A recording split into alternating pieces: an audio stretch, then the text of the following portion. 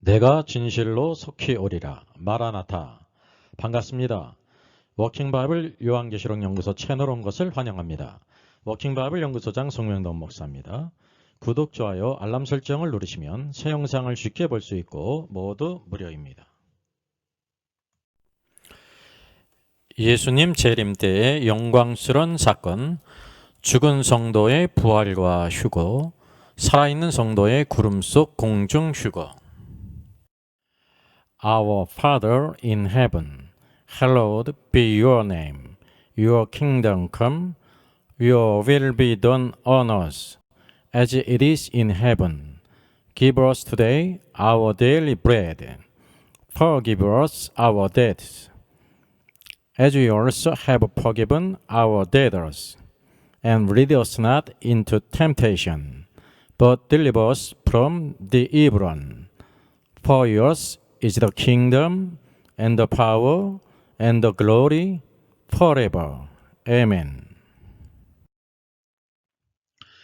죽은 성도의 부활과 살아있는 성도의 휴거에 대한 말씀이 데살로니가전서 4장에 있는 말씀입니다.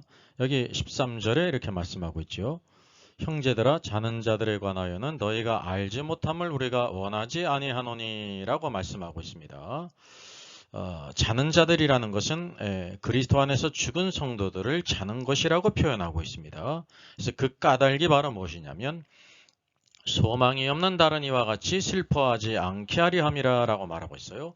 소망이 없는 다른 이들은 이방인들을 가리키는데 데살로니가 성도들이 바로 성도들의 그 죽음에 대해서 영원한 그런 그 끝으로 알고 슬퍼하는 사람들이 있었기 때문에 이 내용이 들어간 것입니다. 그리스도인이라고 하면 이것이 어떤 의미인지를 확실히 알아야 된다는 사실이죠. 요한복음 11장을 보게 되면 죽은 나사로를 잔다고 하셨죠. 그래서 내가 깨우러 가노라 라고 했어요. 사람으로 볼 때는 죽음은 끝이지만 주님께서는 그 죽음은 마치 잠자는 자를 깨우는 것과 같습니다. 그래서 주님께서는 죽음이 자는 것과 같아서 이제 나사로야 일어나라 하게 될 때 죽은 나사로가 일어났습니다. 그래서 14절에 우리가 예수께서 죽으셨다가 다시 살아나심을 믿을진대 라고 말씀하고 있어요. 오늘도 인자이신 예수님께서 우리를 위해 죽으셨다가 사흘 만에 다시 살아나셨습니다. 그것을 믿는다고 하면 이와 같이 예수 안에서 자는 자들도 하나님이 그들을 그와 함께 데리고 오시리라고 말씀하고 있습니다. 모든 죽은 성도들은 자는 것입니다. 자는 성도들을 주님께서 깨워 일으키게 될 때 그들을 데리고 함께 오신다고 하는 사실이죠.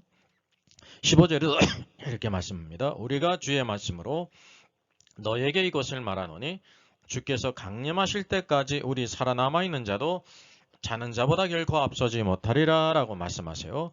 모든 성도들이 잠자는 성도들이 먼저 일어나야 하기 때문에 살아남은 자들이 그보다 먼저 앞서지 못한다는 사실이죠.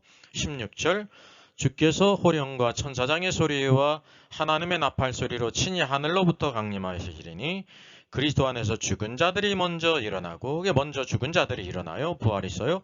그 후에 우리 살아남은 자들도 그와 함께 구름 속으로 끌어올려 공중에서 주를 영접하게 하시리라 라고 말씀하고 있습니다. 그래서 오늘 알지 못함을 원치 않는다는 것은 꼭 알아야 된다는 사실이죠. 이 기본적인 진리를 우리 모든 성도들이 알아야 될 필요가 있습니다. 그래서 예수 그리스도의 죽음과 부활을 믿는다고 하면 예수 안에서 죽은 모든 자들도 부활할 것이고 살아남아 있는 모든 자도 자는 자보다 결코 앞서지 못하며 이제 구름 속으로 끌어올려 공중에서 주를 영접하게 하신다라고 말씀하고 있습니다. 그래서 여기에 대해서 많은 또 이제 오해가 있는데 구름 속으로 끌어올리는 것은 휴거라고 말할 수가 있어요. 그러나 이제 계시록 14장에 있는 시온산에 어린 양과 함께 서 있는 14만 4천, 그건 이제 하늘에 있는 시온산에 서 있다는 것입니다. 첫 열매의 휴거와 데살로니가전서 4장에서 말씀하고 있는 휴거는 차이가 있다는 것을 여러분 아셔야 됩니다. 이 대환란 끝에 구름 속으로 끌어올려 공중에서 주를 만남으로 이제 무엇이 있게 되냐면 그리스도의 심판석이 있다는 거예요. 이 땅에서 구원받은 성도들이 예수님의 보혈로 구원받았고 하나님 백성이 되었는데 어떻게 살았는지를 회개한다는 사실을 우리가 기억해야 되는 것입니다. 그 이후에 그리스도의 심판석 이후에 천년왕국의 왕으로 들어갈 성도가 있고 그렇지 못한 성도가 있음을 우리가 알아야 되는 것입니다. 그러면 이 말씀에 대한 그 일반적인 견해를 한번 다뤄보겠습니다. 대부분이 무천년설적인 견해를 갖고 있어요. 그래서 재림 때 이 휴거가 한 번이라는 생각을 갖고 있습니다. 여기 자는 자들에 관하여 알지 못함을 우리가 원치 아니한다 그러지 않았습니까? 주님이 주의 호령과 그랬어요. 주의 호령과 천사장의 소리와 하나님의 나팔 소리로 나타나죠. 이거 분명히 주님의 재림을 가리키는 것입니다. 아주 확실한 사실이죠. 그리고 주님께서 하늘로부터 강림하시는데 여기 보니까 먼저 그리스도 안에서 죽은 자들이 먼저 일어나고라고 말하고 있습니다. 그리스도 안에서 죽은 모든 성도들이 먼저 일어난다는 것은 부활한다는 거죠. 그래서 이게 부활을 먼저 언급했을 뿐만 아니라 17절 그 후에 우리 살아남은 자들도 그들과 함께 구름 속으로 끌어올려 공중에서 주를 영접하게 하시리라 라고 말씀하고 있습니다. 그래서 우리 살아남은 성도들이 구름 속으로 끌어올려져요. 이게 이제 구름 속으로 끌어올리는 것이 바로 이제 한자로 그냥 표현하면 휴거입니다. 어떤 사람은 성경에는 휴거가 없다고 말하는데 이거 하나는 알고 둘은 모르는 거예요. 휴거라는 단어가 없죠.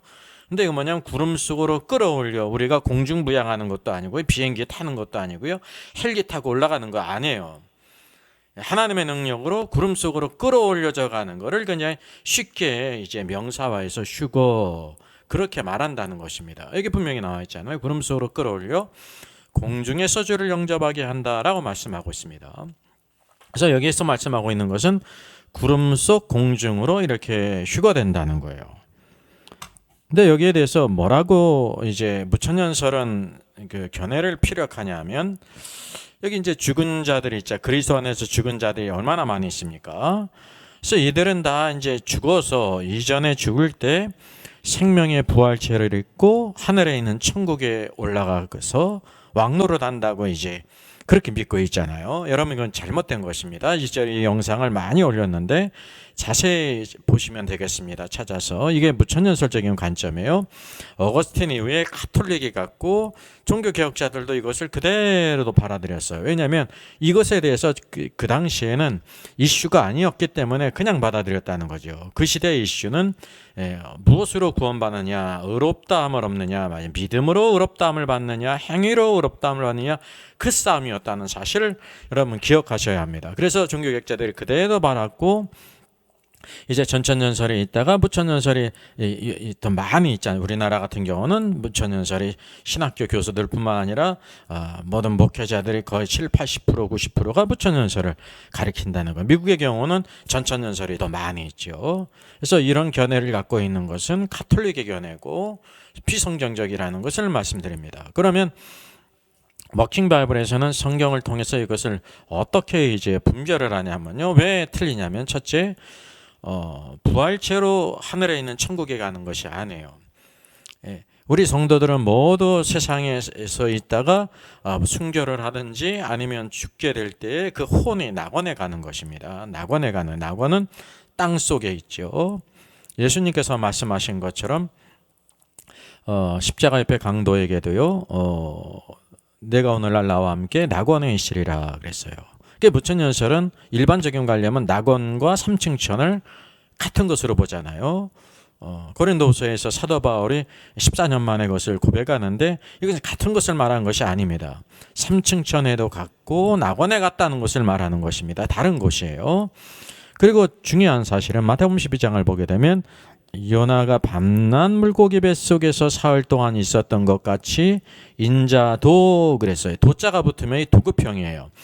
요나가 그랬던 것처럼 인자도 밤낮 땅속에서 사흘 동안 있으리라 그랬으면 또 동일한 것이 바로 뭐냐면 밤낮 사흘 동안 요나가 물고기 뱃속에 있었던 것처럼 인자도 밤낮 사흘 동안 땅속에 있었다는 거죠. 어느 게 놀라운 일이에요. 물고기 뱃속에 있다가 나온 것이 놀라운 일입니까?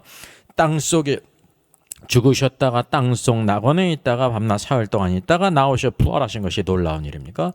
이 인자 예수 그리스도께서 행하신 놀라운 일이죠. 그래서 이 요나의 표적밖에는 보여줄 것이 없다 그랬습니다. 그러니까 이 말씀을 통해서도 이 죽은 성도들이 하늘에 있는 천국에 가는 게 아니에요. 만약에 그랬다고 하면 여기 십자가 앞에 강도 분명히 구원받았잖아요. 내가 오늘날 나와 함께 낙원에 있으리라 했기 때문에 그가 하늘에 있는 천국에 가야 되잖아요. 그러나 예수님께서 인자도 밤낮 땅속에 있으리라 그랬단 말이죠. 예수님의 십자가 죽으신 후에 땅속의 심장부에 있는 낙원에 가셨어요. 십자가 옆에 강도도 그러하고 나사로도 그러하고 아브라함도 그러하고 모든 성도들, 다윗을 비롯해서 모든 성도들이 다 낙원에 가 있다는 것입니다. 그래서 사도행전 2장 34절 1만 빠졌네요. 2, 3, 4예요. 2장 34절에 다윗은 하늘에 올라가지 못했으되 그랬어요. 사도행전 예수님이 십자가 죽으시고 부활하시고 승천하신 이후에 성령님의 강림하신 이후 오순절이 임했잖아요. 이후잖아요. 그때까지 말하고 있기를 다윗은 하늘에 올라가지 못하시되 라고 말하고 있다는 사실이죠. 그럼 어디 있냐? 다윗은요. 그 혼이 낙원에 있다는 사실을 우리가 알아야 됩니다. 그래서 이게 무천년설은 성도들이 다 죽은 성도들이 다 부활체로 하늘에 있는 천국에 갔다고 그래요. 그럼 부활체는 무엇이고 또 여기 오늘 데살로니가 전서에서 말씀하고 있는 것처럼 그리스도 안에서 죽은 자들이 일어나고 먼저 일어난다고 그랬잖아요. 그러면 죽은 자의 몸이 또 부활하는 것은 또 뭐냐 말이죠. 여러분 이것을 곰곰이 생각하면 이것이 무슨이라는 알게 돼요. 우리가 흔히 이런 걸 곰곰이 생각하지 않아서 곰탱이가 되는 것입니다. 성도들이 모두 다 죽은 후 즉시 거룩해져서 부활체가 돼서 하늘에서 왕노를 한다고 말하는데 그럼 죽은 몸이 부활하는 것은 또 무엇입니까? 이 모든 것이 모순이 된다고 하는 사실이죠. 그래서 여기 죽은 자들이 먼저 일어나고 라고 말씀하고 있어요. 먼저 일어나죠. 그리고 그 후에 살아남은 자, 이게 대환란을 통과한 성도들이죠. 살아있는 성도들 이제 그들과 함께 구름 속으로 끌어올려 공중에서 주를 영접하게 한다라고 말씀하고 있습니다.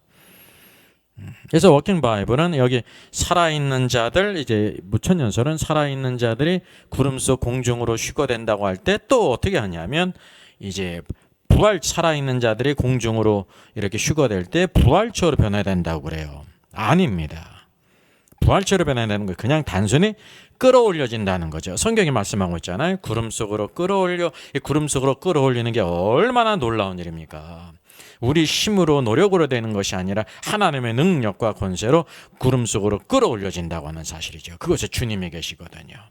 우리가 알다시피 그곳에 무엇이 있냐면 그리스도의 이제 심판대가 세워지는 모든 성도들이. 그래서 여기 오늘의 말씀은 그것에 대한 자세한 것을 말씀하고 있는 것이 아니라 죽은 자들의 자는 자들에 대해서 데살로니가 성도들이 잘 알지 못하고 있으면서 막 소망이 없는 세상 사람과 같이 막 슬퍼한단 말입니다. 그래서 그 문제를 아주 기초적인 문제를 해결하기 위해서 중요한 기초적인 진리를 여기서 제시했다고 하는 사실이죠. 그래서 이런 무천년설적인 견해는 오류가 있는 것입니다. 자세히 보기에는 오류투성이에요. 맞는 것 같은데, 그래서 이것을 성경으로 잘 우리가 퀴즈티하고 상고할 때 여러 가지 많은 성경으로 조명하게 될 때 우리가 다 실수할 수 있고 오해할 수가 있는데 그런 것들을 바로잡을 수 있다는 것입니다. 재림시 죽은 성도들의 부활과 그리고 함께 살아있는 자들의 그 휴거, 무천년설적인 관점을 한번 표로 간단히 나타내겠습니다. 무천년설은 제일 중요한 것이요. 예수님 초림으로 이제 십자가 죽으시고 부활 승천하심으로 인해 가지고 이 땅에 이제 천년왕국이 임했다는 거예요. 주님의 이 땅을 이제 평화의 시대로 다스린다고 말합니다. 그래서 무천년설, 또 현천년설이라고 말하는데 지금이 천년왕국이라는 거예요. 주님의 재림 때까지. 주님의 재림 때까지 천년왕국 적극적 응시 임했으니까 소극적인 거, 마귀와 이 타락한 선사들이 있잖아요. 그래서 초림 때 사단이 무적행에 감금됐다고 말해요. 쉽게 얘기하면 무적행에 감금되는 것이 계시록 20장에 나오는데 계시록 20장의 그 사건이 언제 이루어졌냐면 예수님의 초림 때 이루어졌다고 시점을 맞춘다는 사실이죠. 이게 얼마나 어긋나는 것입니까? 그래서 무천년설적 관점은 이 천년설에 대한 하나의 학설이지만 천년설 가운데 이거는 전체 시대를 지금 시대가 어떤 시대고 장차 주님의 재림후가 어떤 시대인지 마귀가 역사하고 있는지 아니면 감금되어 있는지 이 모든 것을 규명해주는 정리해주는 중요한 것이기 때문에 이 문제를 바로 세워야 된다는 사실이죠. 그래서 주님이 재림하실 때 이제 한 번의 심판이 있다고 말하잖아요. 무천년설은. 그래서 그리스도의 심판대나 백보자 심판이 동일한 거라고 말해요. 양과 염소든지 달란트 비우든지 또 이제 뭐가 있습니까? 열처녀 비우든지 그게 다 심판에 관한 거잖아요. 그게 다 동일한 것이라고 말해요. 이제 신자나 불신자나 사단이나 타락한 천사들 한 자리에서 다 이렇게 심판한다는 거죠. 그럴 수밖에 없는 게 바로 뭐냐면 이것 다음에 새하늘과 새 땅은 영원한 천국으로 가기 때문에 하나로 볼 수밖에 없는 그런 구조를 갖고 있는 것입니다. 성경에 참된 닥트리는 바로 뭐냐면 주님의 재림 후에 이 땅에 1천년 동안 주님이 하나님의 왕국 통치를 가져오세요. 그래서 모든 것을 다 회복케 하신다는 거죠. 그 위에 백보자 심판이 있는 거예요. 그래서 여기 무천년설은 재림 전에 죽은 모든 성도들 다 그들이 하늘에 있는 천국에 올라갔는데 완전히 거룩해져서 부활체가 돼서 올라갔다고 그러잖아요. 그 부활체는 여러분 무엇을 알아야 되냐면 부활체라고 하는 것은 우리 썩어질 몸조차도 영광의 몸으로 변한 것이 부활체예요. 몸이 부활하지 않고 부활체가 될 수가 없는 것입니다. 그리고 이제 천사장의 호령과 하나님의 나팔로 친히 주님이 강림하실 때 이제 죽은 성도들의 몸이 먼저 일어난다 그랬잖아요. 부활한다 그랬잖아요. 이렇게 부활해요. 그럼 부활하면은 이들의 혼은 어디에 있냐면 하늘에 있잖아요. 거룩해 된 부활체로서. 그럼 어떻게 되냐면 공중으로 내려와 가지고 이제 합체가 되는 거죠. 죽은 성도들은 이렇게 합체가 되는 것이고 여기 구름 속으로 끌려올리는데 누가 끌어올려져요? 살아남아 있는 성도들도 이렇게 끌어올려지잖아요. 끌어올려지는 것이 휴거란 말이죠.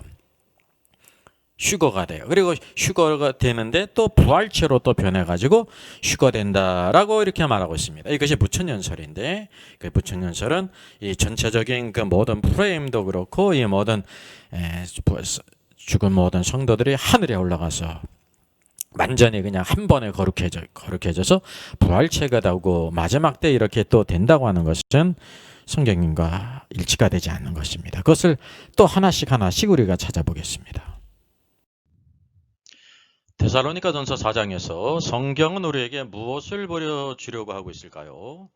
형제들아 자는 자들에 관하여 너희가 알지 못함을 우리가 원치 아니한다. 이는 소망이 없는 다른 이와 같이 슬퍼하지 않게 하리 함이라 그랬습니다. 데살로니가 성도들 가운데 마치 소망이 없는 이방인과 같이 죽음을 끝으로 생각하는 무로 돌아가는 것 같이 절망적으로 생각하는 성도들이 있었다고 하는 사실이죠. 이런 성도들 때문에 바로 이 내용이 기록됐다는 사실을 우리가 간과하면 안 됩니다. 그래서 여기 부활과 휴거를 세세하게 언급하는 것이 아니에요. 우리가 그것을 잘 분별할 필요가 있어요. 대부분 데살로니가 전서에 있는 요 죽은 자들의 그 부활과 살아남은 자들이 공중 구름으로 휴거된다는 것을 이것이 모든 성도들의 전부인 것처럼 생각하는 경우가 있다는 사실입니다. 결코 그렇지가 않아요. 이게 일부분이고 또 부활과 휴거에 대해서 모든 것을 말하고 있는 것이 아님을 우리가 알아야 됩니다. 그래서 이게 자는 자, 죽은 자에 관한 아주 기본적인 진리예요. 그래서 여기 13절에 있는 것처럼 소망이 없는 다른 이들과 같이 슬퍼하지 않게 하렴이라고 말씀하고 있지요. 성도들 가운데도 이방인 수준과 같은 신앙을 가진 사람이 있다는 거예요. 어떤 면에서? 진리 면에 있어서 예수님을 하나님의 아들로 믿었지만 죽은 후에 예수님이 부활하시고 이제 십자가 죽으시고 부활하셨지 않습니까? 그런데 그에 속한 모든 교회가 성도들이 다시 살아날 것을 믿어야 되는데 그렇지 못했다고 하는 사실이죠. 그래서 여기에서 말하고 있는 진리는 세세하고 높은 진리가 아니라 아주 기본적인 진리를 언급하고 있다는 것입니다. 그래서 이는이라는 것은요. 여기 제가 티스에서요. 이를 나타내는 티스죠. 치과에 가는 이는 그 뜻이 아닙니다. 웃자고 그렇게 했습니다. 이는 목적을 가리켜요. for 그 까닭은 그 목적은 소망이 없는 다른 이와 같이 슬퍼하지 않게 하렴이라 라고 말씀하고 있어요.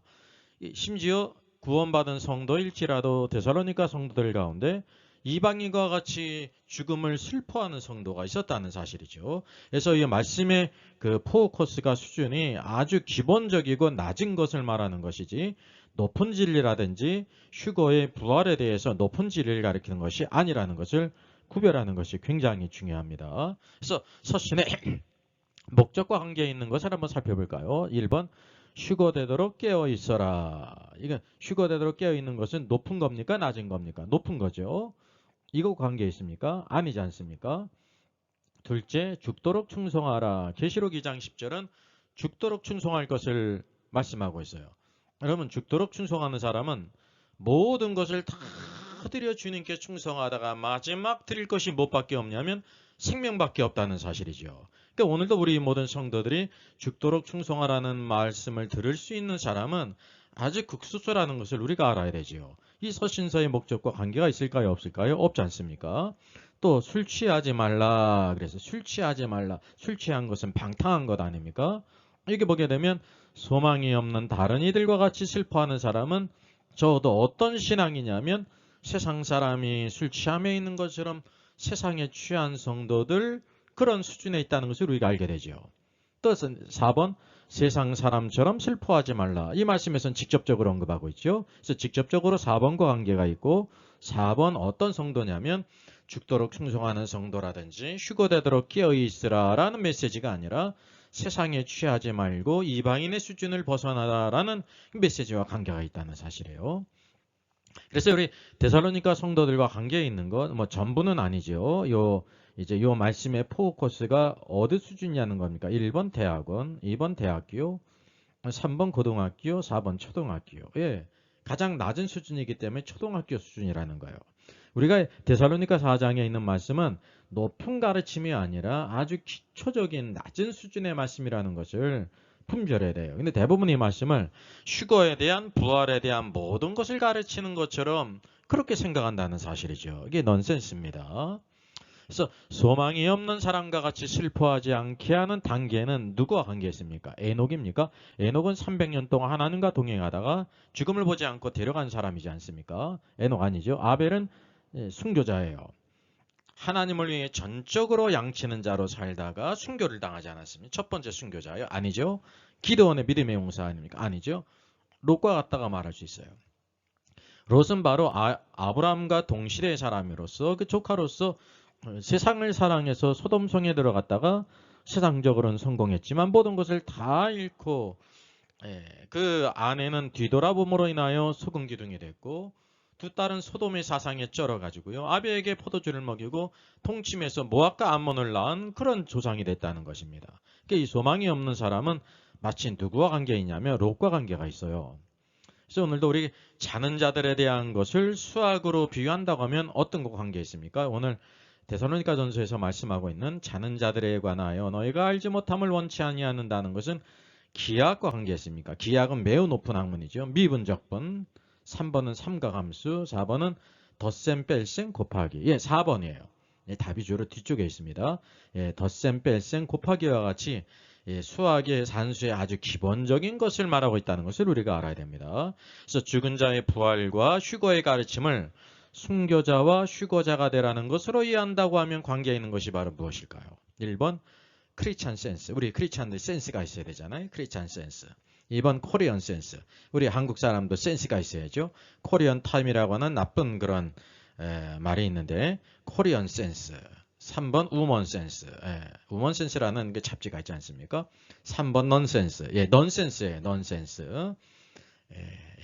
만약에 데살로니가 전서 4장에 있는 말씀을 죽은 자의 부활과 휴거의 가르침, 순교자와 휴거자가 되라는 것으로 이렇게 이해를 한다고 하면 그것은 넌센스라는 사실이에요. 그래서 이 말씀의 포커스와 핵심이 무엇인지를 알게 될 때 온전한 닥트린을 우리가 알 수가 있게 됩니다. 그러면 데살로니가 전서 4장에 있어서의 핵심 메시지가 뭘까요? 여기 첫째로 말씀하고 있죠. 슬퍼하지 말라. 소망이 없는 세상 사람과 같이 슬퍼하지 말라 그랬어요. 그리고 15절 우리가 주의 말씀으로 너에게 이것을 말하노니 주께서 강림하실 때까지 우리 살아남은 자도 살아남아 있는 자도 자는 자보다 결코 앞서지 못하리라 라고 말씀하고 있습니다. 즉 다시 말하면 우리 살아남아 있는 자가 죽은 모든 성도들을 앞서지 못한다는 것을 언급한 거예요. 선후관계를 언급한 겁니다. 선후관계만. 아주 기초적인 것을 언급했어요. 언제? 주님이 강림하실 때. 주님의 강림하실 때. 여기 주께서 호령과 천사장의 소리와 하나님의 나팔로 하늘로부터 강림한다. 주의 강림하실 때 그때 죽은 자들이 또 먼저 일어나고 16절 하반절에 있잖아요. 죽은 자들이 먼저 일어난다. 그 부활이에요. 그리고 그 후에 우리 살아남은 자들도 구름 속으로 공중으로 끌어올려진다고 말씀하고 있잖아요. 이게 휴거죠. 그럼 퀴즈를 한번 내보겠어요? 그럼 누가 먼저 휴거될까요? 주님의 재림을 기다리다가 죽은 성도들이 먼저 휴거될까요?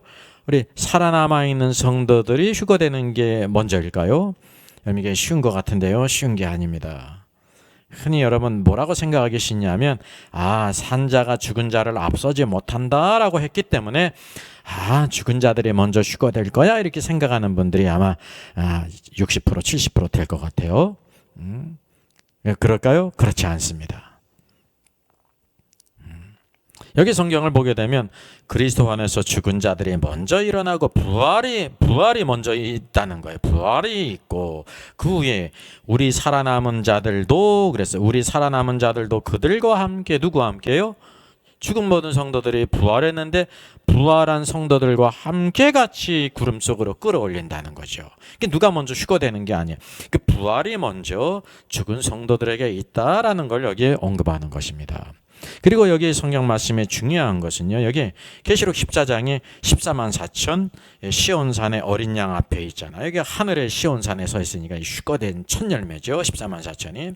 그들은 참 순결한 자라 여자로 더불어 더럽히지 않고 순결한 자라 또 어린 양이 어디로 인도하든지 따라간다 그랬잖아요. 어디론지가 바로 뭐예요? 죽는 데일지라도 고난의 길일지라도 간다는 거예요. 얼마나 놀라운 신앙이에요. 그들이 또 새 노래를 부른다 그랬잖아요. 왜냐하면 다 성령 안에서 은혜를 입기 때문에 새로운 그런 경험이 있어요. 체험이 있고 그래서 새로운 노래. 그리고 거짓말이 입에는 거짓말이 없다 그랬어요. 흠이 없는 자라 그랬어요. 얼마나 놀라운 축복입니까? 여기 근데 데살로니가전서 4장에서는 여기 죽은 자의 부활을 언급하고 휴거를 언급하는데 이런 것이 하나라도 언급했습니까? 언급이 안 됐다는 걸 여러분 아셔야 됩니다. 네, 여러분 언급이 안 됐잖아요. 휴거의 네버예요. 네버잖아요. 이게서 포커스가 바로 뭐냐면 아주 높은 그런 진리를 가르치는 거예요. 기초적인 기본적인 진리를 가르치고 있다는 거죠. 그래서 여기 살아남은 자들은 또 우리가 누구라는 것을 알게 되냐면 주님의 재림하실 때 마지막 그 시대가 대환란이잖아요. 대환란 흔히 한 일회 가운데 마지막 이제 후 3년 반이잖아요. 적그리스도의 우상에 세워지고 짐승의 표를 짓고 666을 짓고 우상을 경배하게 할 때 그 대환란을 통과한 사람이라는 것을 우리가 알게 됩니다. 그러니까 이들은 다 뭐냐면 첫 열매 휴거자도 아니고 순교자도 아니죠. 이기는 자들도 아니었어요. 사내 아이도 아니었단 말이죠. 그냥 대환란을 통과하면서 살아남은 자라는 거예요. 그래서 마지막 남은 성도라는 것을 우리가 보게 된다고 하는 사실이죠. 그래서 그들이 다 이와 같이 첫 열매처럼 하늘에 있는 시온 어린 양 앞으로 가는 것도 아니고 여기 순교자들이 나오지 않습니까? 대환란을 통과하면서 순교자들이 있잖아요. 그들이 어디에 서 있어요? 하나님 보좌 앞에 불 섞인 유리바닷가에서 모세의 노래와 어린 양의 노래를 부르잖아요. 그들이 죽음을 당한 이후에 휴거됐잖아요. 부활하고 이제 휴거가 되는 것을 우리가 보게 되는데 그런 성도들이 아니라는 것을 우리가 알게 되죠. 그래서 마지막 이 땅에 남은 성도들이 다 그와 같이 공중으로 구름 속으로 끌어올려 공중에서 영접하게 하는데 죽은 모든 성도들이 먼저 부활하고 그들과 함께 올려질 것이다라는 것을 보여주고 있는 것입니다. 그래서 아주 기본적이고 기초적인 진리를 보여주고 있는 것이죠. 세세하고 높은 진리를 보여주는 것이 아니라는 것을 우리가 분별해야 되죠.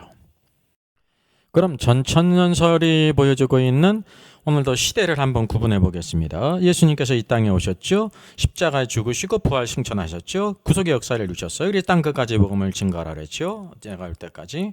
그래서 이때가 교회 시대, 은혜의 시대예요.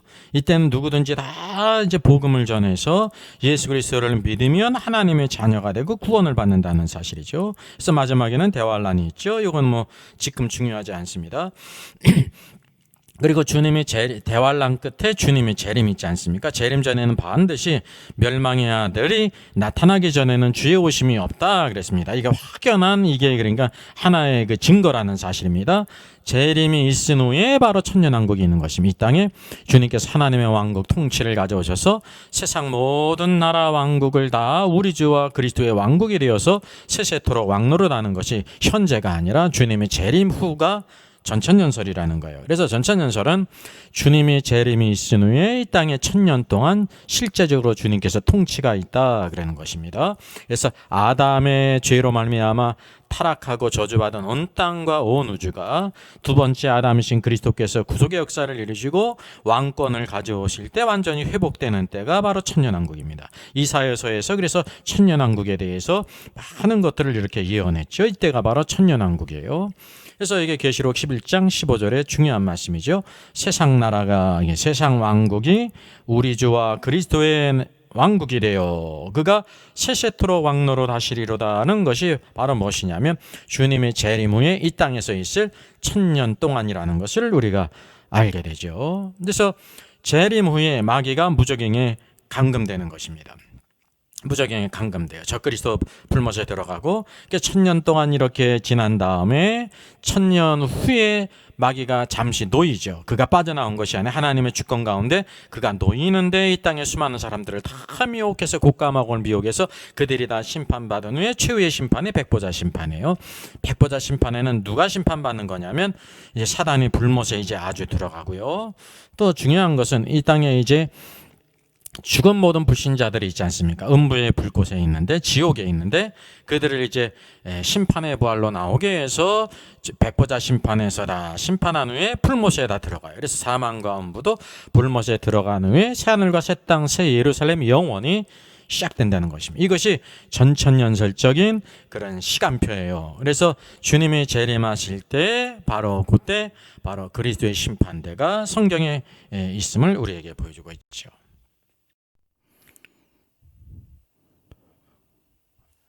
네, 그리스도의 심판대를 중심으로 해가지고 성경에 나타난 그런 하나님의 구원의 계획, 성도들이 살아가게 될 때 앞으로 어떤 일이 있는가 중요한 사건들을 한번 같이 우리가 짚어보겠습니다. 예수 그리스도께서 선지자들의 예언을 따라서 이 땅에 오셨고 공생의 길을 걸어가시고 그리고 십자가 죽으시고 부활하시고 승천하셨죠. 구속의 역사를 이루셨어요. 현재 오늘 땅끝까지 주님 오실 때까지 복음을 전하라고 말씀하고 있으면 현재의 시대입니다. 여기 밑에 화살표는 전 시대에 살다가 죽은 모든 성도들은 다 어디에 가 있냐면 낙원에 있습니다. 죽은 성도들의 혼이 아브라함이든지 다윗이든지 나사로든지 십자가 앞에 강도든지 다 낙원에 가 있습니다. 물론 죽은 불신자는 바로 이 낙원 사이에 큰 이제 심연이 있는데 건너편에 불 붙는 그 음부의 불꽃에 있죠. 부자가 그곳에서 고통받지 않았습니까? 그리고 마지막 시대에 보게 되면 대환란이 있어요. 대환란은 누가 있는 거냐면 적그리스도가 있고 그를 위해 일하는 거짓 선지자가 있죠. 그래서 이 적그리스도를 위해서 우상을 만들고 짐승의 표를 찍는 때가 바로 대환란의 때입니다. 대환란 후에 바로 주님의 재림이 있죠. 그리고 대환란 전에는 어떤 사건이 있습니까? 휴거의 사건이 있어요. 계시록 14장에 보게 되면 시온산의 어린 양 앞에 시온산에 서 있는 14만 4천이 있죠. 이게 바로 여기 시온산은 하늘의 시온산이 어린 양이 지금 하늘에 계시잖아요. 그들이 대환란 전에 이렇게 휴거됐음을 우리가 보게 됩니다. 그리고 대환란 가운데 많은 순교자가 나타납니다. 그것이 계시록 15장에 나왔죠. 순교자들이 바로 유리바다 불 섞인 유리바다에 거서 하나님을 찬양하는 것은 바로 무엇이냐면 그들이 이 땅에서 짐승의 수를 이긴 것은 순교를 당해서 이렇게 부활했고 휴거함으로 말미암아 하나님 보좌 앞에 있는 불 섞인 유리바닷가에 서서 하나님을 찬양하는 것입니다. 이게 순교자들의 휴거가 여기에 있는 것입니다. 그것이 15장에 있고요. 또 중요한 사건은 바로 무엇이냐면 이 땅에 먼저 이제 죽은 모든 성도들이 있잖아요. 낙원에 있죠. 그럼 주님이 재림하시기 전에 어떤 일이 있습니까? 먼저 첫 번째 죽은 성도들 가운데 부활이 있어요. 죽은 성도들이 먼저 부활할 것을 말씀했죠. 그리고 또 중요한 것은 주님이 재림할 때 이 땅에 살아남아 있는 성도들이 있습니다. 그들이 어떻게 합니까? 그들은 다시 부활할 필요가 없죠. 살아있기 때문에 성도들이 휴거됩니다. 공중으로 구름 속으로 끌어올려 주와 함께 있게 하겠다 이렇게 말씀하고 있지 않습니까? 그래서 먼저 부활하고 그리고 성도들과 함께 같이 휴거된다는 것을 우리가 데살로니가전서 4장에서 보게 되는 것입니다. 그리고 또 하나 덧붙이자고 하면 중요한 것은 그럼 누가 빠졌냐면 예수 그리스도께서 이 땅에 오시기 전에 죽은 모든 성도들이 있는데 여기 계시록 14장에 있는 어린 양 앞에 시온산에 서 있는 14만 4천은 살아있는 성도들 가운데 휴거된 사람이에요. 그러면 이 땅에서 죽은 모든 많은 성도들 가운데 그들 이기는 자들이 있지 않습니까? 바로 그들이 누구냐면 계시록 12장에 사내아이가 있습니다. 남자아이 사내아이가 바로 이와 같이 하늘 보좌 앞으로 올라가는 것은 그들이 살아서 이렇게 휴거됐다는 것을 말하죠. 그래서 반드시 주님이 재림할 때도 마찬가지고 죽은 모든 성도들이 먼저 부활하잖아요. 여기 첫 열매 휴거도 마찬가지예요. 죽은 성도들이 먼저 부활하고 이렇게 휴거가 있습니다. 그런 후에 첫 열매 휴거가 있죠. 그래서 이런 선후관계를 우리들이 또 구체적으로 또 알게 되는 것입니다. 그리고 중요한 것은 모든 신자들은 다 그리스도의 심판대 앞에 선다는 것입니다. 여기에는 불신자가 서질 않습니다. 그리스도의 심판대가 바로 어디에 있냐면 공중으로 끌어올려라는 것은 마지막에 누구까지 다 올라간다는 것입니까? 휴거되지 못한 성도들까지 다 공중으로 끌어올려 주의 임재 가운데 있다는 거죠. 왜냐하면 그리스도의 심판대 앞에는 구름 속으로 끌어올려 그랬습니다. 바로 그 구름 속에 예수 그리스도께서 계시고 거기에 무엇이 있습니까? 그리스도의 심판석이 있다는 사실. 믿는 신자들 너희들이 어떻게 신앙생활 했는지 선악간의 그 행위를 따라서 다 모든 것을 갚으시기 위해서 그리스도의 심판대가 선다는 사실이죠. 그러면 중요한 것은 바로 뭐냐면 그리스도의 심판대가 섬으로 인해서 이기는 자들과 함께 착하고 충성된 정 왕으로 들어갈 자들과 함께 같이 재림하는 것입니다. 주님이 이렇게 재림할 때 이 땅에 주의 성도들은 있지 않습니다. 여러분 그거를 성경을 찾아보게 되면 확실하게 될 것입니다. 그래서 여기 주님이 이와 같이 재림하게 될 때 이 땅에 누가 있습니까? 살아있는 불신자들 있지 않습니까? 살아있는 불신자가 있어요. 물론 적그리스도와 땅의 모든 군대들을 다 입의 검으로 다 그들을 심판하시고 땅에 있는 불신자들이 있어요. 그들은 마태복음 25장에 모든 민족들을 다 모아요. 소환을 해요. 살아있는 그러니까 불신자들이죠.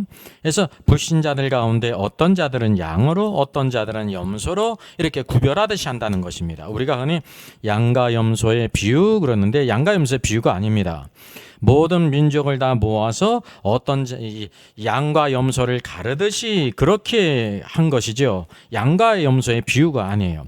어떤 자들은 이렇게 오른쪽에 어떤 자들은 왼쪽에 있는데 오른쪽에 있는 자들은 마치 양과 염소가 비슷하잖아요. 체구도 비슷하고 색깔도 비슷해가지고 구별하기가 어려운데 그러나 자세히 보면은 확연히 틀린 것처럼 오른쪽에 있는 자 양들 창세로부터 예비된 나라에 들어갔는데 염소들은 영원한 불붙는 불못에 들어가지 않습니까? 그래서 이 살아있는 불신자를 이렇게 심판하는 것을 우리가 알게 되는 것입니다. 그럼 자연히 누가 남는다는 것을 알게 되냐면요. 모든 죽은 불신자들은 다 지금 음부의 불꽃 가운데 있잖아요. 나사로와 부자의 이야기를 통해서도 부자가 음부의 불꽃 가운데 있지 않습니까? 모든 불신자들은 다 음부의 불꽃, 지옥의 불꽃 가운데 고통을 당하고 있어요. 언제 그 죽은 불신자를 심판하시냐면요. 이 천년왕국 후에 여기 사단을 이제 무적행에 가두죠. 그래서 천년왕국이 있어요. 천년왕국 후에 그 모든 불신자들을 다시 살려서 그 몸도 살려서 심판의 부활로 나와서 그들을 심판하신 후에 꺼지지 않는 불못에 던지우는 것입니다. 그리고 불못에 무엇도 들어가냐면 사망과 음부도 불못에 던지운다 그랬어요. 왜냐하면 천년왕국 후 새하늘과 새 땅, 새 예루살렘에서는 죽음도 없고 죽는 자도 없기 때문에 사망이 없기 때문에 죽는 자도 없고요. 죽는 자들을 가두는 것이 음부지 않습니까? 음부도 필요 없기 때문에 불못에다 던지운다고 말씀하고 있어요. 그래서 모든 살아있든지 죽었든지 신자와 모든 불신자를 다 이렇게 심판하신다는 거예요. 신자들의 심판은 어디에 있어요? 공중 구름 가운데 그리스도의 심판대 가운데 하나님의 자녀가 됐는데 어떻게 살았는가? 오늘 그리스도의 형상을 이루고 주님의 제자로서 오늘도 하나님의 왕국의 통치 가운데 자신을 갖고 살았는가? 살지 않았는가?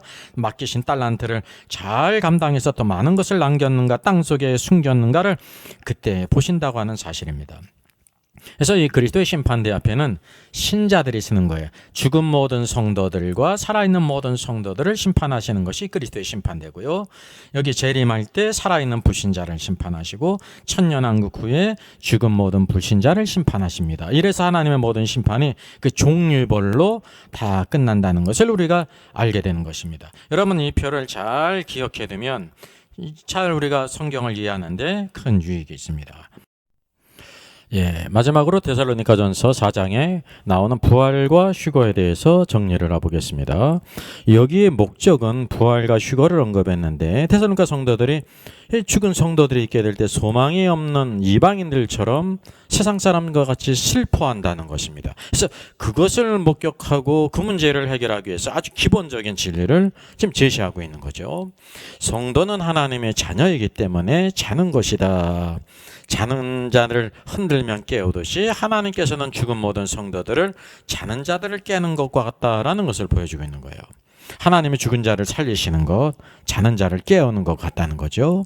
그리고 살아남은 자는 결코 자는 자보다 그리스도 안에서 죽은 자들보다 앞서지 못한다라고 말하고 있습니다. 그 이유가 뭐냐면 그들이 먼저 주님을 섬기다가 세상을 떠나지 않았습니까? 그래서 먼저 부활이 필요하다는 것을 여기서 언급하는 거예요. 그래서 죽은 성도들이 먼저 부활한다는 거죠. 그리고 살아있는 성도들이 있는데 그들과 함께 구름 속 공중으로 끌어올려진다는 것을 여기에 보여주고 있는 거예요. 언제?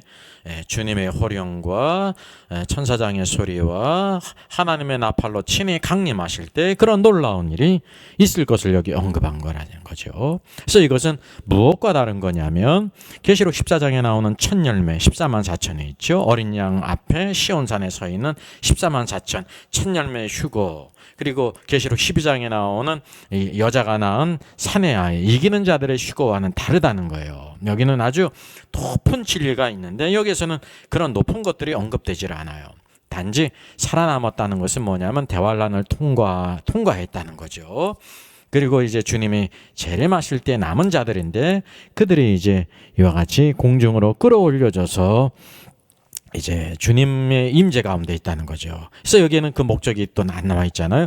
그 구름 속으로 끌어오지는 이유가 바로 뭐냐면 그곳에 그리스도의 심판석이 세워진다는 것입니다. 모든 성도들이 구원받았고 주님을 섬겼는데 어떻게 섬겼는지 그 모든 것을 다 결산한다는 거죠. 고린도전서에 있는 것처럼 금과 은과 보석으로 집을 졌다고 하면 불에 타지 않잖아요. 그러나 나무나 풀이나 집으로 졌다고 하면 불에 다 탄다 그랬어요. 그 공력을 밝힐 때가 있다는 거죠.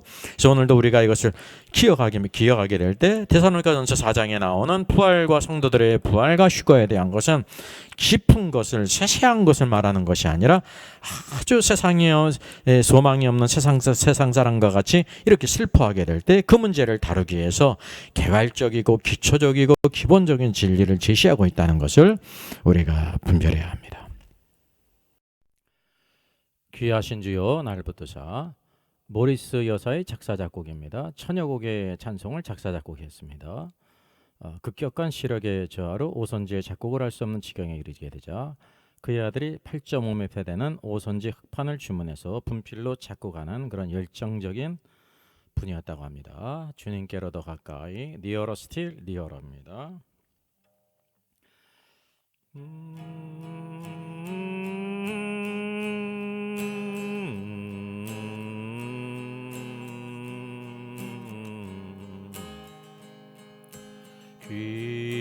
귀하신 주여 날 붙드사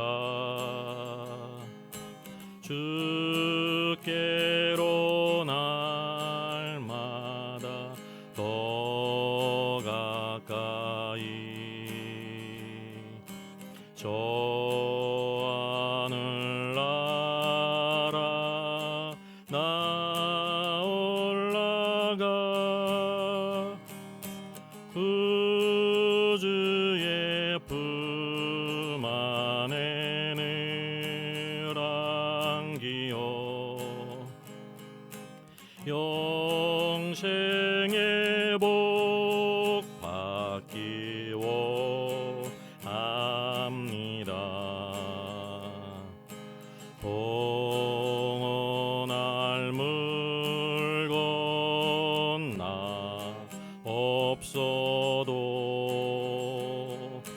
날마다 주께로 더 가까이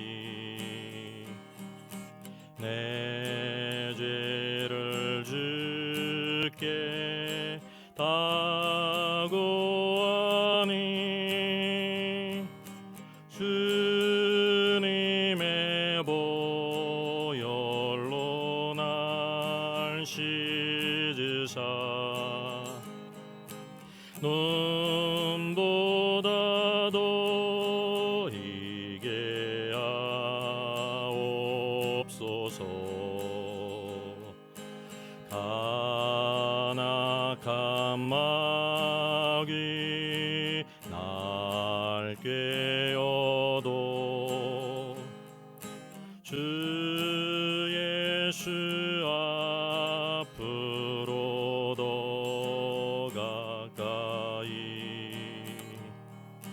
이 세상 속한 그 허영심 또 주한 생각을 다 버리니 정결한 맘 내게는 줍소서. 이 세상 내가 살 동안에 주께로 날마다 더 가까이 저배는 천국 나 들어가 한없는 복락을 다 얻도록 풍성한 은혜를 주옵소서.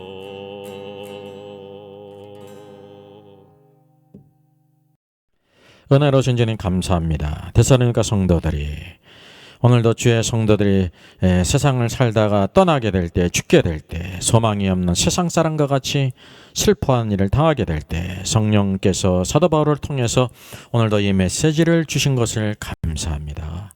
오늘도 참 소망이 있는 우리들 되게 하시고 하나님의 놀라운 계획들을 온전히 깨닫게 주시기를 원합니다. 오늘도 하나님의 생명이 우리 안에 있고 예수 그리스도께서 우리 죄를 위해 죽으시고 살아나신 것처럼 예수 그리스도께서 오늘도 자는 모든 죽은 성도들 하나님과 함께 데리고 오실 것을 그에게서 먼저 죽은 성도들의 부활이 있고 그 후에 살아남은 모든 성도들과 함께 구름 속으로 끌어올려 공중에서 주를 영접하게 하신다는 사실 우리 10년 가운데 늘 새기게 하여 주시옵소서.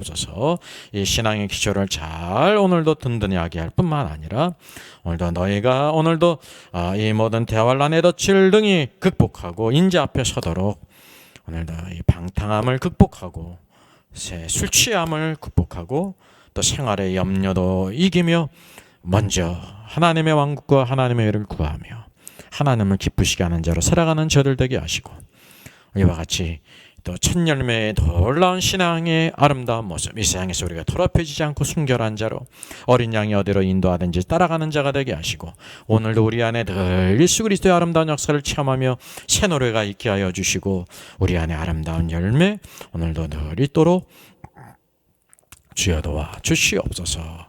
주여 감사합니다. 오늘도 그리스도 예수 안에서 오늘도 하늘의 소망을 두고 주를 위해 살아간 모든 성도들이 오늘 영광의 부활을 기다리고 있을 터인데 오늘 이 땅에서 나의 남은 날들을 오늘도 나를 위해 죽으시고 살아나시고 영광 중에 다시 오실 주님을 바라보면서 믿음의 선한 싸움을 싸워 승리케 하여 주시옵소서. 서로 위로하고 훈련하게 하시고 하나님의 진리의 말씀으로 세움으로 오늘도 모든 교회들마다 힘을 얻게 하시고 오늘도 주의 모든 사자 목사님들에게 오늘 능력과 권세를 주시고 모든 믿음의 동력자들이 일어나며 이 마지막 시대의 어두운 시대의 빛을 발하며 주의 귀한 역사를 이루게 주시옵소서. 감사를 드리옵고 주 예수 그리스도의 이름으로 기도하옵나이다. 아멘. 저의 저서를 소개해드리겠습니다. 때를 알라 주님 오신다. 계시록과 다니엘서의 전반적인 조망이지만 매우 중요한 책입니다. 저 사람 천국 갈 수 있을까? 구원과 천국의 내용을 심도 있게 다루죠. 이런 종류의 책이 없습니다.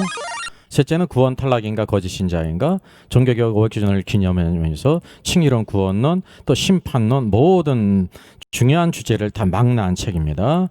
이것을 읽는 사람들이 아마 큰 도움을 받을 것 같습니다. 워킹 바이블 연구소는 목회자님들과 성도님들의 필요를 공급하고 세워갑니다. 구독, 좋아요를 누르시면 새 영상을 쉽게 시청할 수 있고 모든 무료임을 알려드립니다. 감사합니다.